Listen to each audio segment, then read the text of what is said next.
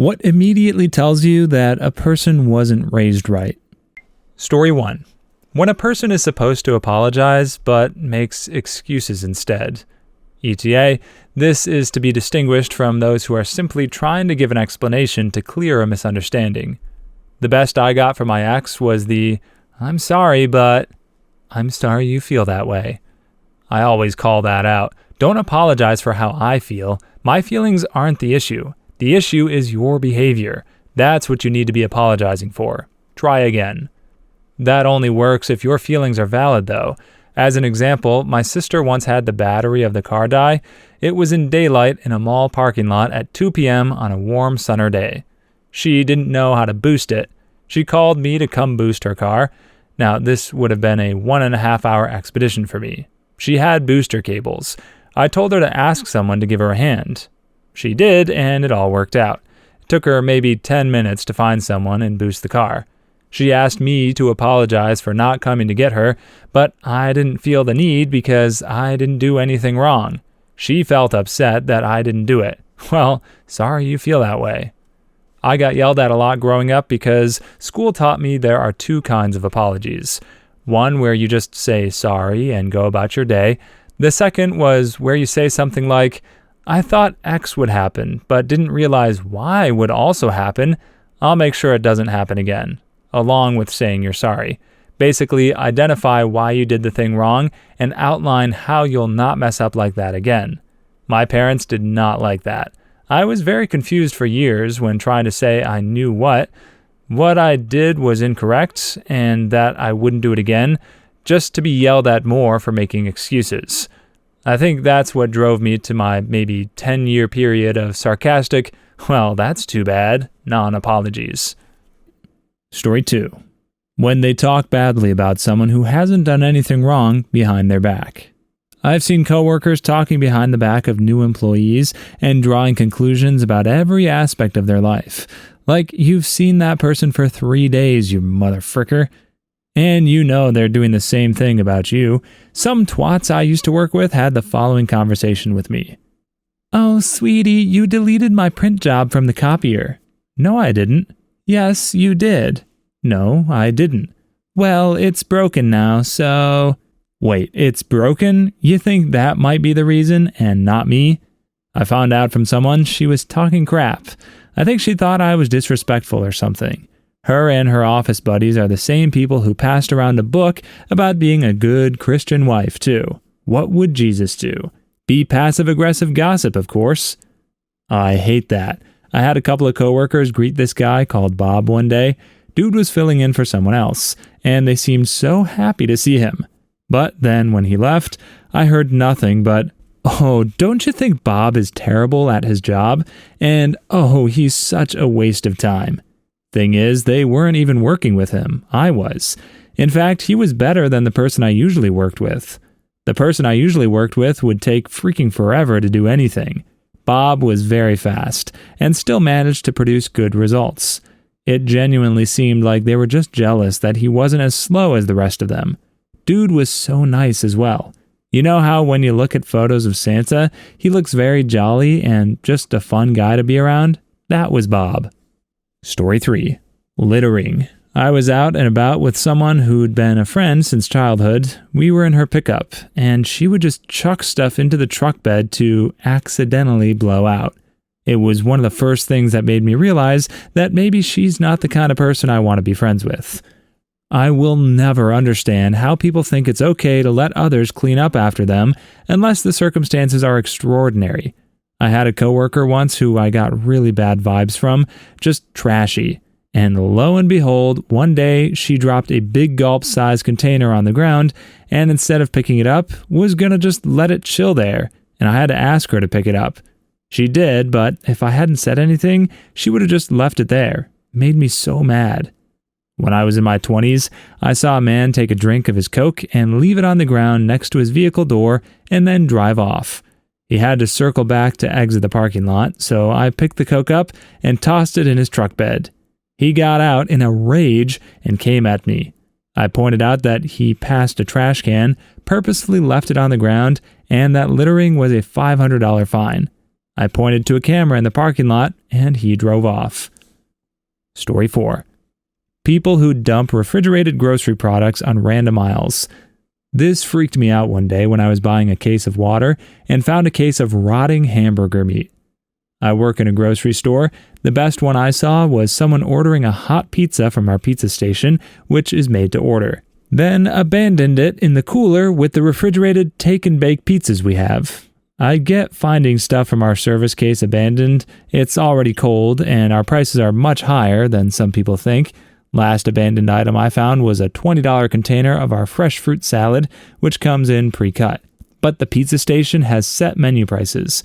They should have known what they were getting into before they ordered. I work in a grocery store, and it ticks me off to no end. Either hand it to the cashier when you're checking out and tell them you changed your mind, or just be a decent person and put it back where it belongs. Yesterday, I had to throw out about 6 different meat packages and 2 containers of cottage cheese because someone abandoned their cart and it didn't get discovered until everything was room temperature. Story 5. Lack of consideration for others. That basically sums up all the other points mentioned here. Like going to HR to complain that your coworker with autism speaks with a tone you find disrespectful, then if they don't do anything, you just start social gaming it and making stuff up because people will believe you and the little autistic boy can't defend themselves against social tactics. I just commented something like this. Parents teach their children how to treat others and understand that others are like you and have feelings about situations. Crosses with compassion and understanding.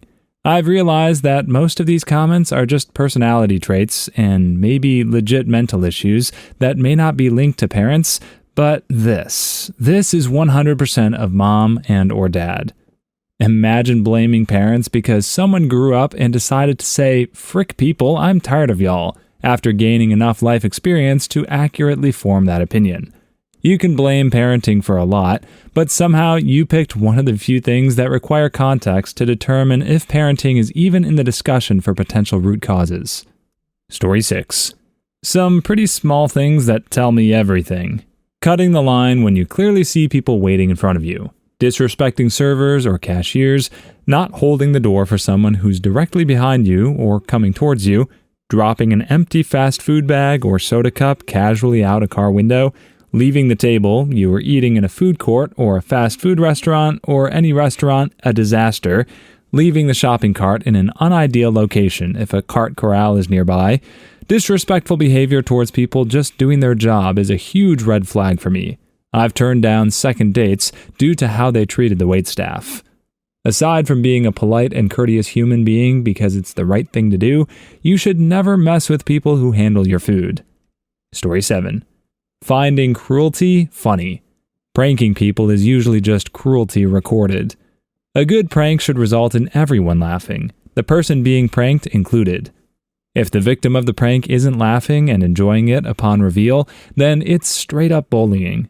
Also, I've never met someone who did, "I do pranks, bro," a large part of their personality who wasn't an absolutely insufferable person. I keep stressing it to my kids, who love stupid prank videos. It's cruel to the people who are being pranked. You never know what trauma an innocent joke may be triggered in someone, all for meaningless clout on social media. That's a sociopath's level of thoughtless cruelty for me. Dehumanizing a stranger on such a level is basically an immediate hard no for me. In fact, I think it's time for a sit-down chat about it with my youngest. Story 8. When they immediately start comparing trauma. "Oh, your dog died by getting hit by a car. Well, my dog died by getting torn apart, so I feel your pain." Like, which, shut the frick up, especially if you freaking know they're lying. Hey, so a lot of people are bringing up a good point that this is how a lot of neurodivergent people connect. And I guess I should clarify this in a way that makes more sense. The people I'm talking about are the "my life is so much harder than yours, so you have to focus on me" type of people. There are a lot of people who do this trying to be sincere, and I appreciate those people. I'm sorry for the misunderstanding, and I hope you all have an amazing day. Story 9. Lack of personal accountability. They can never admit wrongdoing on their part. It's always someone else's fault. I once had an ex who didn't follow office policy. He went as far as to blame a state senator for why he got fired. No, it was not a government job at all. I wish I could just bind their hands and legs on a chair, hold their face with both my hands, come really close and say, "It is okay to make mistakes and admit it. Nothing will happen. No one will see you as a failure or flawed. You're not going to suddenly become a terrible person. Your image won't shatter. It is okay, okay?" Then give them a few slaps to make sure it sinks in and go for lunch. Story 10. When they can't take no for an answer. I'm inclined to blame a culture that insists taking no for an answer is the same as giving up. I'm going to step up and admit to being guilty of this. For the longest time, I had it in my head that persistence pays off. Some of that was pop culture, some of that was tenacity in other areas of my life being rewarded, then applying that to interpersonal relationships.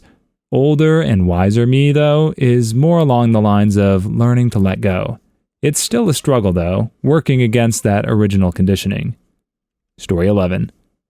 I worked in the restaurant industry for 8 to 9 years, and never once has a customer had their food messed with. I'm sure it happens, but it's very rare. But it is great that people still believe this, as it at least keeps some people in line when treating staff. Story 12. They litter. Not small things like cigarette butts or straw wrappers either, which is bad enough. But I'm talking like whole McDonald's bags out the window on the highway. Screw those people. This is the third time I've seen littering in these comments, and all 3 times, McDonald's out of a car window is the example. It's one of the more typical things you see on the ground next to highways in the US. McDonald's bags and trash is probably the second most common, the first being beer cans. In the northeastern US, the third most common thing is to see Dunkin' Donuts trash. Story 13. Having kids only to neglect or abandon them. Having kids for validation and attention. I'll always remember a couple weeks after my niece was born because my sister-in-law admitted that she was ticked off she wasn't getting attention anymore. She was jealous of the attention shifting to her daughter, and she went on to have 6 more after this one because she loved the attention. Almost none of her kids talk to her anymore. Can't imagine why. Story 14. They throw trash out a car window. I live on a busy road, and I'm so sick of people throwing their trash in front of my house. Some guy tosses out a tall boy beer nearly every workday. I can't wait to move. Also, so many cigarette butts. We live in a high fire hazard area, so I'm worried one of these days they'll start a fire. I try to go pick up litter twice a month. Story 15. When they treat them like a friend to their face and then poop on them behind their back. I have in-laws doing this right now. My only recourse is to not tell them anything. It hurts my feelings that we can't be close, but I'd rather keep quiet than have every little detail of my life picked over, shat upon, and shared with someone else I didn't care to tell. Story 16. When they put the empty milk carton back in the fridge like they just birthed it. My brother was raised right. Little Fricker still does this. Only 1 out of our 4 kids who pulls this stuff. Except he'll leave 1 gulp and claim it's not empty.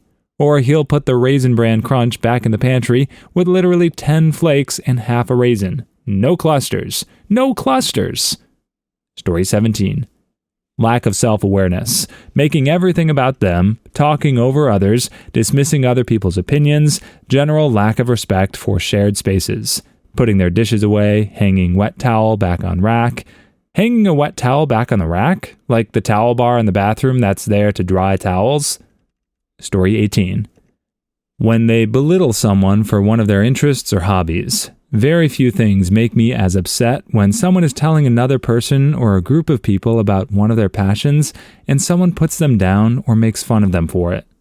Story 20. When a person doesn't respect the word no. When someone feels entitled to know why a person says no, then they weren't raised to mind their own business. Like, why even ask if you've already decided for me? Story 21. When someone looks down at others based on what they do. That just clearly shows that they've learned the same thing from their caregivers. Give the janitor the same level of respect as the CEO. Story 22. Laughing at people that are suffering because of poverty. Illness is funny. Story 23. When they say, "You're so sensitive," after saying something crappy. Story 24. They consistently blame all their problems on someone else. Story 25. Always taking but never giving. Please leave your stories in the comments. I'd love to make a video of them in the future. Also, don't forget to like and subscribe.